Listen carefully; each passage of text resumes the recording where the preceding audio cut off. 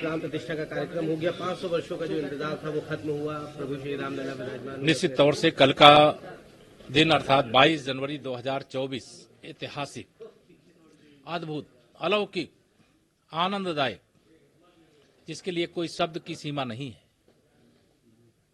और कल जिस प्रकार से भगवान श्री रामलला के प्राण प्रतिष्ठा का समारोह संपन्न हुआ, जिस प्रकार से हमारे देश के सम्मानीय प्रधानमंत्री, राम भक्त प्रधानमंत्री, देशभक्त प्रधानमंत्री, जो उन्होंने कल उद्बोधन दिया, मैं तो समझता था कि अभी विकसित भारत संकल्प यात्रा 2047 तक का एक विजन है हमारे पास, उस लक्ष्य को पूरा करना है। लेकिन ऐसे महान लोग कम ही होते हैं जिन्होंने भारत के विजन का जो लक्ष्य रखा 1000 साल का रखा। 1000 साल बाद भारत कैसा होगा, कैसे सुरक्षित होगा, कैसे शक्तिशाली होगा, कैसे विकसित होगा, कैसे सबके जीवन में खुशहाली आएगी, कैसे राम राज बैठे त्रिलोका, हर्षित भय गए सब शोका, सारे शोकों का नाश हो जाए और सब हर्ष और आनंद मग्न, जैसे पूरे अयोध्या में जब भगवान श्री राम राज्य कर रहे थे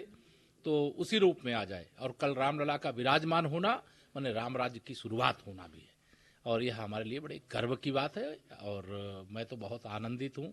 मेरे लिए सौभाग्य की बात यह है कि मैं 30 अक्टूबर 1990 की कार सेवा का भी हिस्सा रहा। 6 दिसंबर 92 को कलंकित ढांचा ढहाने का की जब कार सेवा हो रही थी, उस समय भी मुझे रहने का गौरव भगवान श्री रामलला ने दिया था। और कल 22 जनवरी 2024 को भी उन्होंने अपने चरणों के दर्शन प्रदान कर दिए। मेरा जीवन धन्य हो गया। सर, किस तरह का अनुभव है? जैसे आपने बताया, आपने मुझे देखी है। अनुभव को कोई 2-4 शब्दों में समेटने की सामर्थ्य केशव प्रसाद मौर्य के अंदर नहीं है। लेकिन यह मैं जानता हूं, मेरे राम आ गए, अपने जन्म स्थान पर आ गए, जहां उनको 500 साल पहले हटाया ही नहीं जाना चाहिए था। लेकिन 500 साल पहले जब मुगल आक्रमणकारियों ने रामलला को वहां से हटाने का पाप किया, और अब जब रामलला अपने जन्म स्थान पर वापस आ गए, छाती चौड़ी हो गई। हनुमान जी की मैं लीला देख रहा हूं कि वह किस प्रकार से भगवान श्री राम जी का काज किनके किनके हाथों से करा रहे। राम काज करवे को आतुर, यानी हनुमान जी सदैव भगवान श्री राम के काज के लिए आतुर रहते। और आज अभी मैं सुबह से देख रहा हूं जिस प्रकार से राम भक्तों का जन सैलाब अयोध्या धाम की ओर उमड़ रहा है, इतनी भारी भीड़ आ गई है। मैं सभी लोगों से प्रार्थना करता हूं, अपील करता हूं, अब रामलला अनंत काल तक अपने जन्म स्थान पर रहेंगे। वनवास खत्म हो गया, टाट से अब भव्य मंदिर में, दिव्य मंदिर में आ गए भगवान। इसलिए जल्दीबाजी ना करें, आवें, दर्शन करने के लिए सबका स्वागत है। जितनी भी व्यवस्था की जा सकती है वो किया जा रहा है, लेकिन वहां एक संख्या को समाहित करने की सीमा है।